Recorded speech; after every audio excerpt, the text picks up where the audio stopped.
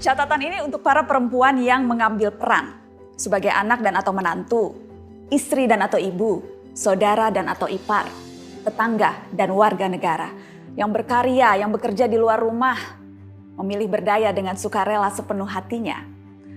Perempuan yang berkontribusi lewat berbagai bidang dan cara. Sebagian perempuan mengalami hambatan bahkan celaan harian dari lingkungan. Sebagai perempuan, sekedar membuat pilihan saja sudah menantang. Kita kerap didera perasaan bersalah walau memiliki tujuan mulia. Tidak sedikit perempuan yang cemas dengan kemampuannya sendiri. Tidak jarang malah menganggap rendah dirinya sendiri. Tidak heran, karena penelitian menunjukkan sukses berkorelasi positif untuk laki-laki, namun kerap membawa konsekuensi negatif bagi perempuan. Menjadi sukses dan disukai bukan hal biasa untuk perempuan, justru kerap bertolak belakang. Kenyataan di sekeliling menunjukkan, terkadang ambisi yang kita miliki dianggap bertentangan dengan tradisi. Pekerja perempuan yang mengupayakan posisi dianggap hanya memikirkan diri sendiri. Mereka yang berani unjuk diri seringkali justru dihindari. Bahkan saat sudah berhasil pun, walau sukses membawa manfaat bagi orang banyak pun, cibiran masih mungkin datang. Menjadi berhasil bagi seorang perempuan bisa saja memicu hal negatif. Dianggap begini, dinilai begitu, ditakar macam-macam. Banyak yang harus diperbaiki. Tapi mari memulai dari diri sendiri. Tidak ada yang lebih tahu siapa perempuan selain kita sendiri. Harga diri tidak ditentukan oleh orang lain, melainkan berasal dari pengenalan atas diri sendiri, tahu kekuatan dan kekurangan sendiri. Dan yang terpenting, paham apa yang hendak dikejar dan direalisasikan. Definisi kepercayaan diri adalah mengetahui impian masing-masing. Mereka yang gagal menghargai diri sendiri tak punya kesempatan kedua untuk menilai orang lain, apalagi menghakimi sesama perempuan. Perempuan harusnya saling bergandengan tangan, bukan malah saling menjatuhkan.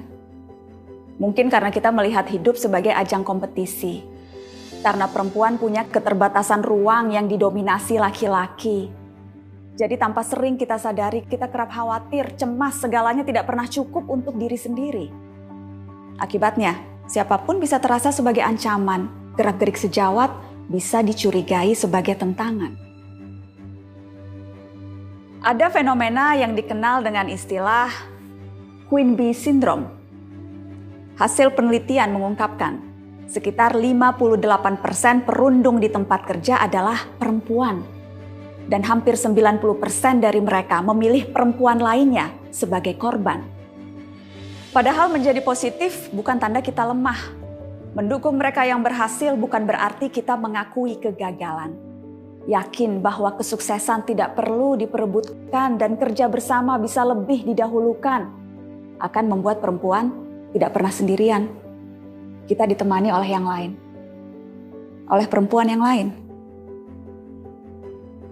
Mari bicarakan pencapaian teman kerja perempuan kita. Mengapa itu perlu? Karena jika laki-laki dipromosikan karena potensinya, perempuan hanya berdasar performa yang sudah dibuktikannya. Jangan mengikuti gaya mereka yang kerap memperkenalkan pemimpin perempuan di depan umum bukan dengan pengakuan akan keahlian, tetapi pujian pada penampilan. Jika tak ada yang sudi mempromosikan seorang perempuan, biar sesama perempuan pula yang menjadi jurkamnya. Mari lebih menunjukkan empati dan kemurahan hati. Menjauhi kecemburuan. Menghindari runcingnya perasaan bersalah yang kerap mendera perempuan. Saya mengalaminya dan terus berlatih untuk lebih baik setiap hari. Kita sudah terbiasa bekerja lebih keras dibandingkan dengan para pria. Perempuan biasanya lebih rajin, lebih tekun, lebih konsisten. Karena seringkali pintu-pintu yang terbuka mudah untuk laki-laki itu justru masih harus diketok atau didobrak lebih keras oleh perempuan. Jadi mari membangun lingkaran kekuatan antar perempuan. Lingkaran untuk berbagi pikiran dan perasaan, juga memupuk keberanian. Percayalah, kita tidak pernah sendirian jika mau membangun lingkaran.